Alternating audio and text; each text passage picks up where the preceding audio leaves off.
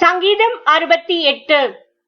தேவன் எழுந்தருளுவார், அவருடைய சத்துருக்கள் சிதறுண்டு, அவரை பகைக்கிறவர்கள் அவருக்கு முன்பாக ஓடி போவார்கள். புகை பறக்கடிக்கப்படுவது போல அவர்களை பறக்கடிப்பீர். மெழுகு அக்னிக்கு முன் உருகுவது போல துன்மார்க்கர் தேவனுக்கு முன் அழிவார்கள். நீதிமான்களோ தேவனுக்கு முன்பாக மகிழ்ந்து களி கூர்ந்து ஆனந்த சந்தோஷம் அடைவார்கள். தேவனை பாடி அவருடைய நாமத்தை கீர்த்தனம் பண்ணுங்கள். வனாந்திரங்களில் ஏறி வருகிறவருக்கு வழியை ஆயத்தப்படுத்துங்கள். அவருடைய நாமம் யெகோவா, அவருக்கு முன்பாக களி கூறுங்கள். தம்முடைய பரிசுத்த வாசஸ்தலத்தில் இருக்கிற தேவன் திக்கற்ற பிள்ளைகளுக்கு தகப்பனும் விதவைகளுக்கு நியாயம் விசாரிக்கிறவருமாயிருக்கிறார். தேவன் தனிமையானவர்களுக்கு வீடு வாசல் ஏற்படுத்தி கட்டுண்டவர்களை விடுதலையாக்குகிறார்.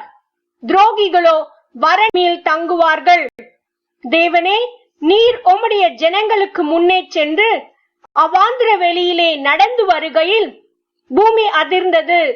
தேவனாகிய உமக்கு முன்பாக வானமும் பொழிந்தது. இஸ்ரவேலின் தேவனாயிருக்கிற தேவனுக்கு முன்பாகவே இந்த சினாய் மலையும் அசைந்தது. தேவனே, சம்பூர்ண மழையை பெய்ய பண்ணினீர். இளைத்து போன உமது சுதந்திரத்தை திடப்படுத்தினீர். உம்முடைய மந்தை அதிலே தங்கியிருந்தது.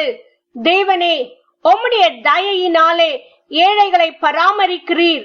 ஆண்டவர் வசந்தார், அதை பிரசித்தப்படுத்துகிறவர்களின் கூட்டம் மிகுதி.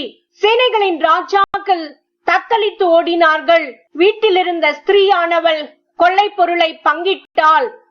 நீங்கள் அடுப்பின் அடியில் கிடந்தவர்களாய் இருந்தாலும் வெள்ளியால் அலங்கரிக்கப்பட்ட புறா சிறகுகள் போல பசும்பொன் நிறமாகிய அதன் இறகுகளின் சாயலாகவும் இருப்பீர்கள். சர்வ வல்லவர் அதில் ராஜாக்களை சிதறடித்த போது அது சல்மோன் மலையின் உறைந்த மழை போல் வெண்மையாயிற்று.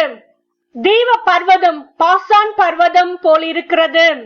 பாசான் பர்வதம் உயர்ந்த சிகரங்கள் உள்ளது. உயர்ந்த சிகரம் உள்ள பர்வதங்களே, ஏன் துள்ளுகிறீர்கள்?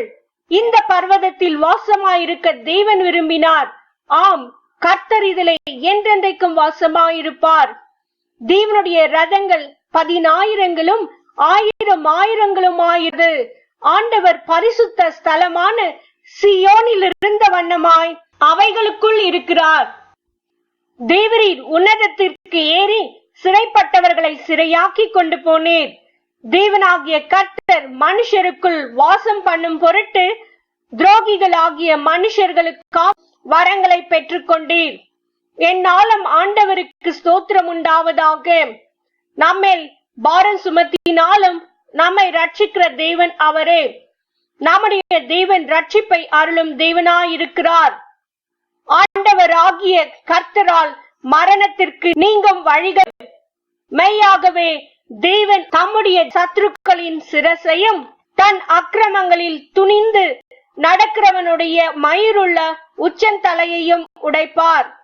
உன் கால்கள் சத்துருக்களின் இரத்தத்தில் பதியும்படியாகவும் உன் நாய்களின் நாவு அதை நக்கும்படியாகவும் என்னுடைய ஜனத்தை பாசானிலிருந்து திரும்ப அழைத்து வருவேன். அதை சமுத்திர ஆழங்களில் இருந்தும் திரும்ப அழைத்து வருவேன் என்று ஆண்டவர் சொன்னார். தேவனே, உம்முடைய நடைகளை கண்டார்கள். என் தேவனும் என் ராஜாவும் பரிசுத்த ஸ்தலத்திலே நடந்து வருகிற நடைகளை முன்னாக பாடுகிறவர்களும் பின்னாக வீணைகளை வாசிக்கிறவர்களும் சுற்றிலும் தம்புரு வாசிக்கிற கன்னிகைகளும் நடந்தார்கள். இஸ்ரவேலின் ஊற்றிலிருந்து தோன்றினவர்களே, சபைகளின் நடுவே ஆண்டவராகிய தேவனை ஸ்தோத்தரியுங்கள். அங்கே அவர்களை ஆளுகிற பென்யமீனும் யூதாவின் பிரபுக்களும் அவர்கள் கூட்டமும் செபுலோனின் பிரபுக்களும் நப்தலியின் பிரபுக்களும் உண்டு. உன் தேவன் உனக்கு பலத்தை கட்டளையிட்டார். தேவனே, நீர் எங்கள் நிமித்தம் உண்டு பண்ணினதை திடப்படுத்தும். எருசலேமில் உள்ள உம்முடைய ஆலயத்தின் நிமித்தம் உமக்கு காணிக்கைகளை கொண்டு வருவார்கள். நாணலில் உள்ள மிருக கூட்டத்தையும் ஜனங்களாகிய கன்றுகளோடு கூட ரிஷிப கூட்டத்தையும் அதட்டும். ஒவ்வொருவனும் வெள்ளி பணங்களை கொண்டு வந்து பணிந்து கொள்வான்.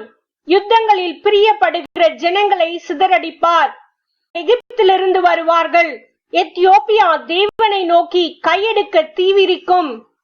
பூமியின் ராஜ்யங்களே, தேவனை பாடி ஆண்டவரை கீர்த்தனம் பண்ணுங்கள். ஆதி முதலாயிருக்கிற வானாதி வானங்களின் மேல் எழுந்தருளி இருக்கிறவரை பாடுங்கள். இதோ தமது சத்தமாய் முழங்க பண்ணுகிறார். தேவனுடைய வல்லமையை பிரசித்தப்படுத்துங்கள். அவருடைய மகிமை இஸ்ரவேலின் மேலும் அவருடைய வல்லமை மேக மண்டலங்களிலும் உள்ளது. தேவனே, உமது பரிசுத்த ஸ்தலங்களிலிருந்து பயங்கரமாய் விளங்குகிறீர். இஸ்ரவேலின் தம்முடைய ஜனங்களுக்கு பெலனையும் சத்துவத்தையும் அருளுகிறவர். தேவனுக்கு ஸ்தோத்திரம் உண்டாவதாக.